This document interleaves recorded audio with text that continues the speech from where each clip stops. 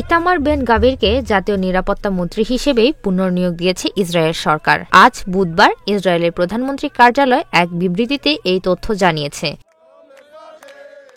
বার্তা সংস্থা রয়টার্স বলছে, ইতামার বেন গাভিরকে জাতীয় নিরাপত্তা মন্ত্রী হিসেবে পুনর্নিয়োগের জন্য প্রধানমন্ত্রী নেতানিয়াহুর প্রস্তাব অনুমোদন করেছে ইসরায়েল সরকার। এই ঈদে জামা জুতো অ্যাকসেসরিজের ডিসকাউন্ট। গত জানুয়ারিতে গাজায় যুদ্ধবিরতির বিরোধিতা করে মন্ত্রিত্ব থেকে পদত্যাগ করেছিলেন ইতামার বেন গাভির। ওই সময়ে অতি ডানপন্থী এই নেতার সঙ্গে তার রাজনৈতিক দল উজামা ইয়েহুদিদের আরও 2 মন্ত্রীও পদত্যাগ করেছিলেন।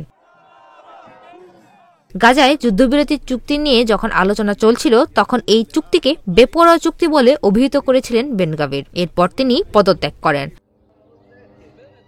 গত 19 জানুয়ারি থেকে 6 সপ্তাহে যুদ্ধবিরতিতে যায় ইসরায়েল। প্রথম দফার এই যুদ্ধবিরতিতে বেশ কিছু জিম্মি বিনিময় করে হামাস ও ইসরায়েল। তবে যুদ্ধবিরতির দ্বিতীয় ধাপ নিয়ে দুপক্ষের মধ্যে এখনো কোনো সমঝোতা হয়নি। ইসরায়েল ও হামাস মধ্যস্থতামূলক আলোচনায় রয়েছে। এর মধ্যে গত সোমবার রাত থেকে গাজায় ভয়াবহ হামলা শুরু করেছে ইসরায়েল। এরপর আজ বুধবার মন্ত্রিসভায় ফিরিয়ে আনা হলো গাজা যুদ্ধের পক্ষে থাকা বেন গাভিরকে। 2023 সালে অক্টোবর থেকে ইসরায়েলি আগ্রাসনে গাজায় নিহতের সংখ্যা 48,500 ছাড়িয়েছে।